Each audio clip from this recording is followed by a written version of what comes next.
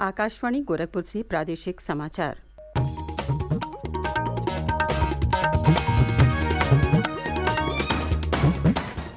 नमस्कार। समाचार बुलेटिन के साथ मैं सुषमा श्रीवास्तव। पहले मुख्य समाचार। प्रधानमंत्री नरेंद्र मोदी ने मल्टी मॉडल कनेक्टिविटी के लिए नेशनल मास्टर प्लान प्रधानमंत्री गतिशक्ति का शुभारंभ किया।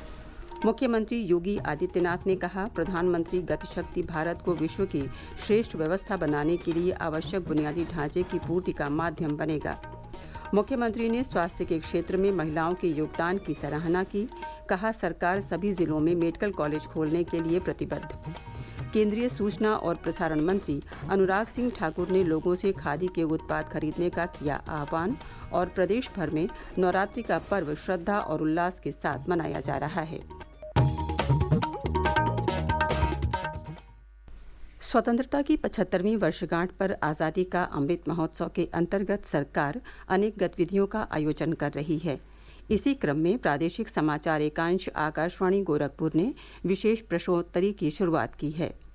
इसके तहत हर सप्ताह बृहस्पतिवार को प्रादेशिक समाचार बुलेटिन में श्रोताओं से देश के स्वाधीनता संग्राम और उसके गौरवशाली इतिहास पर एक प्रश्न पूछा जाता है। श्रोता अपने उत्तर ईमेल आईडी airnews.gkp@gmail.com पर भेज सकते हैं। सबसे पहले सही जवाब देने वाले को विजेता माना जाएगा और उसके नाम की घोषणा अगले दिन शुक्रवार को समाचार बुलेटिन में की जाएगी। भाग्यशाली विजेता का नाम हमारे ट्विटर हैंडल, यूट्यूब चैनल और फेसबुक पेज पर भी फ्लैश किया जाएगा। आज का प्रश्न है, वर्ष 1928 में बारदोली सत्याग्रह का नेतृत्व किसने किया था? प्रश्न एक बार फिर सुन लें। वर्ष 1928 में बारदोली सत्याग्रह का नेतृत्व किसने किया था? आप जवाब के साथ अपना नाम, पता और फ़ोन नंबर अवश्य भेजें ताकि विजेता बनने पर आपसे संपर्क किया जा सके। और अब समाचार विस्तार से। प्रधानमंत्री नरेंद्र मोदी ने कल नई दिल्ली के प्रगति मैदान में प्रधानमंत्री गतिशक्ति राष्ट्रीय multi modal connectivity master plan का शुभारंभ किया और भारतीय व्यापार संवर्धन संगठन के नए प्रदर्शनी परिसर का उद्घाटन किया। उन्होंने नए प्रदर्शनी परिसर मॉडल को भी देखा। प्रधानमंत्री ने अपने संबोधन में कहा कि ये मास्टर प्लान 21वीं सदी के भारत को मल्टी मॉडल कनेक्टिविटी और अगली पीढ़ी के बुनियादी ढांचे को गतिशक्ति प्रदान करेगा।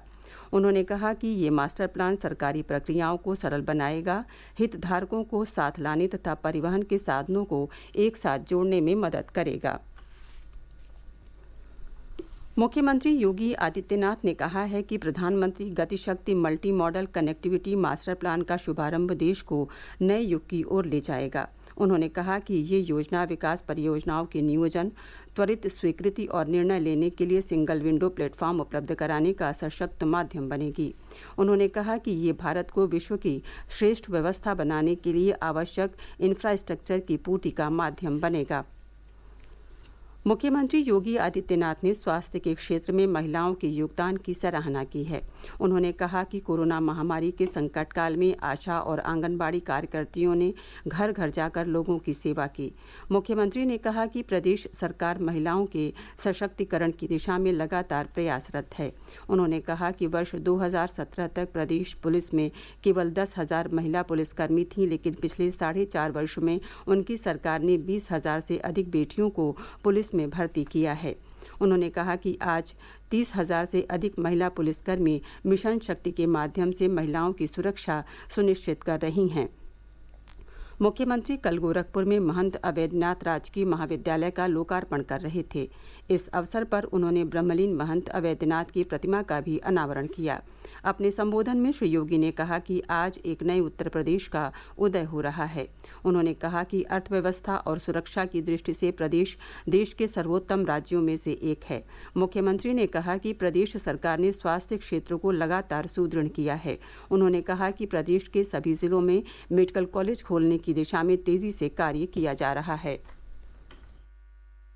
मेडिकल के क्षेत्र में हर जनपद में एक नया मेडिकल कॉलेज हम लोग दे रहे हैं। पहले मेडिकल कॉलेज जो गोरखपुर में था, भाइयों बहनों, आज देवरिया में भी एक मेडिकल कॉलेज है, कुशीनगर में भी हम लोग मेडिकल कॉलेज दे दिया है। प्रधानमंत्री से 20 तारीख को उसका शिलान्यास कराने जा रहे हैं। सिद्धार्थनगर में मेडिकल कॉलेज इस सत्र में प्रारंभ होने जा रहा है। बस्ती में मेडिकल कॉलेज हम लोग बना करके पिछले सत्र में प्रारंभ कर चुके हैं। बलरामपुर में मेडिकल कॉलेज दे दिए हैं, गोंडा में भी नया मेडिकल कॉलेज का शिलान्यास करने जा रहे हैं, बहराइच में विगत सत्र में हम मेडिकल कॉलेज प्रारंभ कर चुके हैं, अयोध्या में मेडिकल कॉलेज पिछले सत्र में प्रारंभ कर दिए हैं, सुल्तानपुर में भी एक नया मेडिकल कॉलेज हम लोगों ने दे दिया है, प्रतापगढ़ में भी एक नया मेडिकल कॉलेज हम लोगों ने दे दिया है, जौनपुर में भी मेडिकल कॉलेज दे दिया है, चंदौली में मेडिकल कॉलेज और गाजीपुर में भी मेडिकल कॉलेज का शुभारंभ इसी महीने प्रधानमंत्री जी के कर्तव्यों से प्रवेश बच्चों का प्रवेश करके एडमिशन करके वहां की प्रारंभ करने जा रहे हैं। आप सोचिए, पहले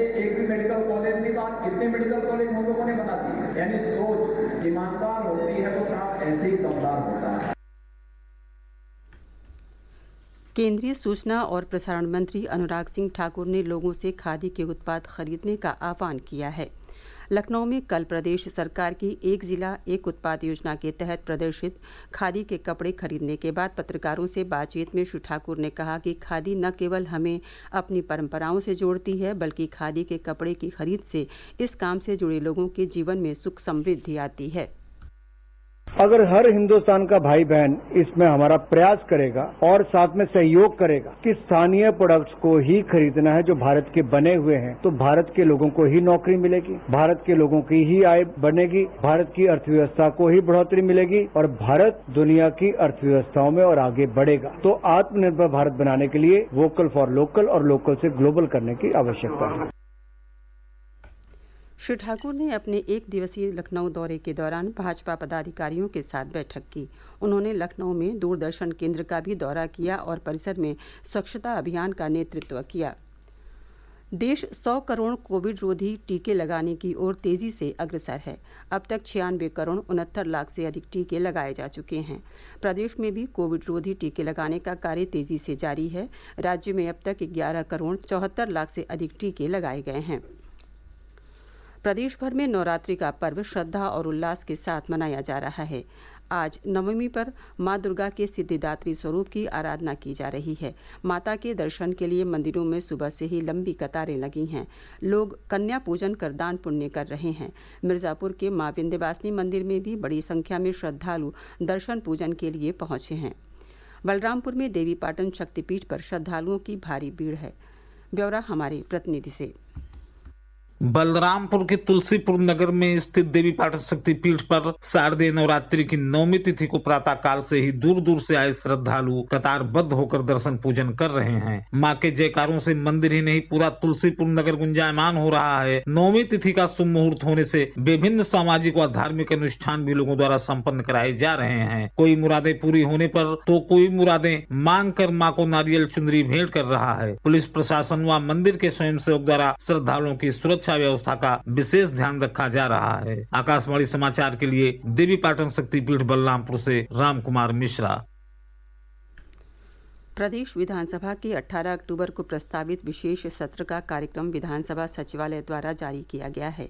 कार्यक्रम के अनुसार उस दिन औपचारिक कार्य जैसे अध्यादेशों, अधिसूचनाओं, नियमों आदि का सदन के पटल पर रखा जाना, विधेयकों का पुनः स्थापन सहित अन्य कार्रवाई की जाएगी। और अब अंत में मुख्य समाचार एक बार फिर। प्रधानमंत्री नरेंद्र मोदी ने मल्टी मॉडल कनेक्टिविटी के लिए नेशनल मास्टर प्लान प्रधानमंत्री गतिशक्ति का शुभारंभ किया। मुख्यमंत्री योगी आदित्यनाथ ने कहा, प्रधानमंत्री गतिशक्ति भारत को विश्व की श्रेष्ठ व्यवस्था बनाने के लिए आवश्यक बुनियादी ढांचे की पूर्ति का माध्यम बनेगा। मुख्यमंत्री ने स्वास्थ्य के क्षेत्र में महिलाओं के योगदान की सराहना की। कहा, सरकार सभी जिलों में मेडिकल कॉलेज खोलने के लिए प्रतिबद्ध। केंद्रीय सूचना और प्रसारण मंत्री अनुराग सिंह ठाकुर ने लोगों से खादी के उत्पाद खरीदने का किया आह्वान। और प्रदेश भर में नवरात्रि का पर्व श्रद्धा और उल्लास के साथ मनाया जा रहा है। इसी के साथ प्रादेशिक समाचारों का ये बुलेटिन समाप्त हुआ। नमस्कार।